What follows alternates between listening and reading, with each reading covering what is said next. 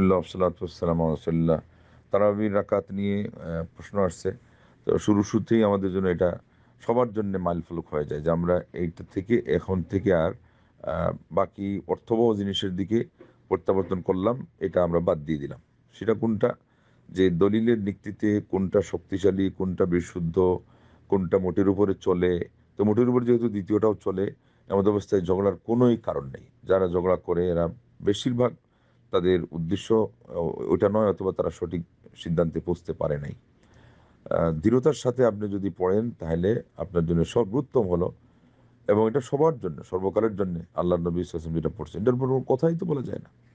হ্যাঁ, তিনি খোলাফায়ে রাশিদিনের দিকেও আমাদেরকে দৃষ্টি আকর্ষণ করেছেন বলে ওমরুল খাত্তাব রাদিয়াল্লাহু আনহু থেকে যারা বলেছেন তাও হাদিসটা সাব্যস্ত, তাদের কথা অনুযায়ী এটাও চলে। আবার মুহাক্কিকিনদের অনেকের কাছে ওইটা বিশ্বাঘাতের টান সাব্যস্ত নেই। তারা বলছেন উনি নিজে এবং উবাই ইবনে কাব কে দিয়ে আরেকজন তামিম দাড়িকে দিয়ে ওইটাই করছেন, যেটা হলো আল্লাহ নবী সাল্লাল্লাহু আলাইহি ওয়াসাল্লামের রাকাত ছিল। তো এমন অবস্থায় তো ওইটাই থেকে গেল। যাই হোক, এরপরেও অনেক আলেমগণ এটাকে গ্রহণ করেছেন। সেই জন্য আমরা বলি যে এটা মুটের উপরে চলে। কিন্তু একদল দাঁড়িয়ে যাবে যে না, সাহাবাদের যুগ পর্যন্ত 20-এর বিকল্পই ছিল না, এগুলো কোথা থেকে পায় তারা? তারাই পায় কোথা থেকে? ওইটাই হলো আশ্চর্যের কথা। অত তারাই চ্যালেঞ্জ করছে যেটা ছিল না। আল্লাহ নবী সাল্লাল্লাহু আলাইহি ওয়াসাল্লামের হাদিস মাথার উপরে দাঁড়িয়ে যাবে কিয়ামতের দিন এদের। তো এই জন্য এগুলো ওই যে কথা বাড়াবাড়ি হচ্ছে, এটা আমাদেরও কারণে। আমরা যখন দেখলাম যে জিনিসটা নফল, তো ওইটা পড়লেও চলে, এটা পড়লেও চলে। আমি বাকিটা যেটা পড়বো এটা নফল হিসাবে 100 রাকাতও যদি পড়বেন। কারণ ওই যে দেখেন, একবার বলতেছে 20, আবার নিজেরা বলছে 36, আবার বলছে 41। কেন? তার এর উপরে চলে গেলে কিন্তু ফিক্সড না। ফিক্সড একটাই, যেটা আল্লাহ নবী সাল্লাল্লাহু আলাইহি ওয়াসাল্লাম থেকে সাব্যস্ত। আবার আমরাও বলে দিব যে না, 11 না হলে বাকি যেটা সব বেদাত হয়ে যাবে। এটা সবাই তো আর বেদাতের ফতোয়া দেওয়ার হক রাখে না। তো এই জন্যে আপনি খুশু সহকারে পড়ছেন কিনা, এটা একটা আপাতমস্তক নফল সালাত।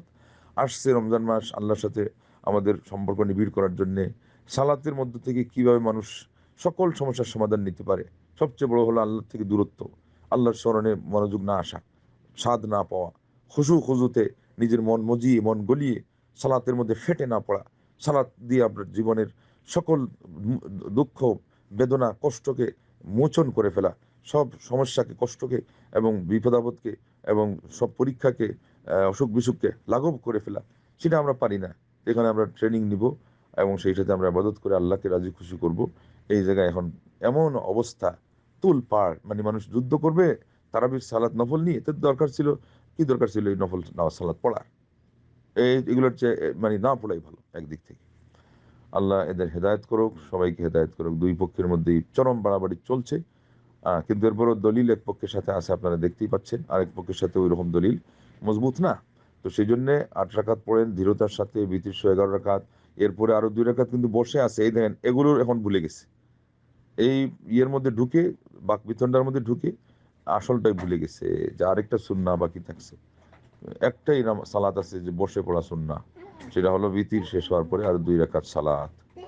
আবার বিতিরের পরে যে দোয়াটা কি মুখস্থ আছে? সুবহানাল মালিকিল কুদ্দুস 2 বার পড়বে প্রথমে স্বাভাবিকভাবে, তারপরে তৃতীয়বারে সুবহানাল মালিকিল কুদ্দুস টান দিয়ে পড়ার পরে বলবে রব্বনা ওয়া রব্বুল মালাইকাতি ওয়ার রূহ। এগুলো ভালো করে শিখার প্রয়োজন, আমলে আনা দরকার। আল্লাহ আমাদেরকে তৌফিক দান করুন। আমিন।